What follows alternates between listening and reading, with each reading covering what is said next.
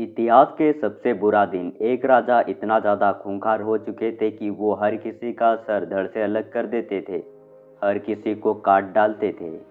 दरअसल दोस्तों, हम बात करें सम्राटों का सम्राट अशोक सम्राट का। वह भारतीय इतिहास के सबसे शक्तिशाली और ताकतवर योद्धा था। सम्राट अशोक ने अपने मौर्य साम्राज्य का विस्तार करने के लिए कलिंग राज पर आक्रमण कर दिया।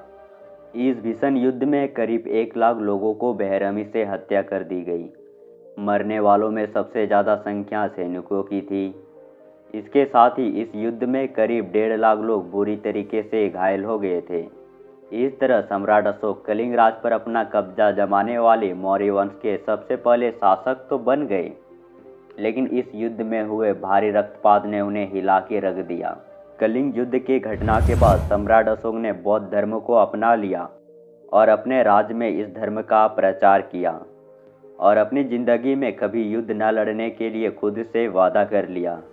दोस्तों, महामारी के उस दौर के बारे में बताने जा रहे हैं जहां जन्म की किलकारियों से ज़्यादा मौत के चीखें सुनाई दे रही थी। 1900 के बाद जो अभी की पीढ़ी देख रहे हैं, वे लोग कह सकते हैं कि जीवन के सबसे बुरे दौर का सामना कर रहे हैं।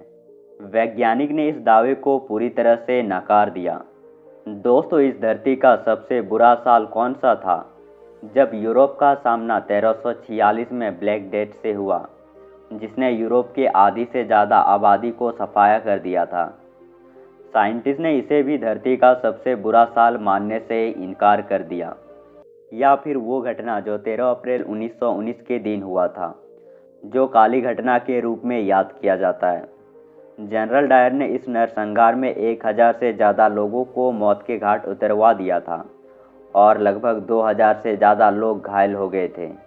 दोस्तों, चलिए हम आपको बताते हैं दुनिया का सबसे बुरा साल कौन सा था। उससे पहले चैनल पे नए हो तो वीडियो को लाइक एंड चैनल को सब्सक्राइब करना ना भूलिएगा। तो चलिए शुरू करते हैं। वैज्ञानिक दावा करते हैं कि धरती का सबसे बुरा साल सदियों पहले 536 ईस्वी के लोगों ने जिया था। 6वीं शताब्दी के मध्य का वो समय डार्क एज के नाम से जाना जाता है, जिसे धरती का सबसे बुरा साल भी कहते हैं। 536 से पहले और इसके बाद धरती पर पर्यावरण, जीवन और मानवता की ऐसी हानि नहीं देखी या नहीं सुनी होगी। माइकल मैककॉमिक कहते हैं कि उस वक्त लोगों ने 18 महीने तक धरती से साफ आसमान नहीं देखा था। धुआं इतना था कि आसपास की चीज़ें तक दिखाई नहीं देती थी। ऊपर की ओर देखे तो पूरा घंघोरा नजर आता था। रोशनी दिखना बंद सी हो गई थी। सूरज की चमक धरती पर रहने वालों तक पहुंच ही नहीं पाती थी। वो नज़ारा कुछ ऐसा था जैसे कि अंधे का जीवन, जहां आसपास सब कुछ होता था पर दिखाई नहीं देता था। इस साल हजारों लोगों ने अपनी जान गंवाई थी। हिस्ट्री.com में प्रकाशित एक रिपोर्ट के अनुसार 536 ईस्वी में धरती का तापमान अचानक गिर गया था। ऐसा इसलिए था क्योंकि सूरज की किरणें धरती पर पहुंच ही नहीं पा रहे थे। वैज्ञानिक बताते हैं कि 536 में जो हुआ उसका असर लंबे समय तक रहा था। कई सालों तक इस विषय पर कोई शोध नहीं हुआ, लेकिन 1900 के बाद के दौर में आए वैज्ञानिकों ने 536 में हुए मौसमी बदलाव पर शोध किया, जिनसे ये पता चलता है कि साल 536 में उत्तरी आयरलैंड में एक प्रलयकारी ज्वालामुखी विस्फोट हुआ था। इसके बाद धरती पर 540 और 547 में भी ऐसे ही ज्वालामुखी फटे थे, जिसका असर धरती के मौसम पर हुआ। वैज्ञानिकों को इस बात का प्रमाण आज से महज 3 साल पहले ग्रीनलैंड और अंटार्कटिका से ध्रुव बर्फ कोर से मिला।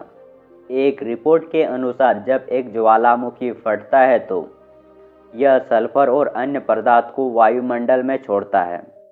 वे पदार्थ जो पहले से ही वायुमंडल में मौजूद हो, और विस्फोट के बाद अचानक पर्यावरण में इसकी मात्रा बढ़ जाती है। वायु में इन पदार्थों की मात्रा ज़्यादा होने से धुआं जमा हो जाती है और सूरज की रोशनी को धरती पर आने से रोक देती है। अगर वायु में इन पदार्थों की मात्रा बहुत ज़्यादा है तो इसे निम्न स्तर पर आने में सालों साल लग जाते हैं, यानी कि तब तक धरती पर सूर्य की रोशनी नहीं पहुंच पाएगी।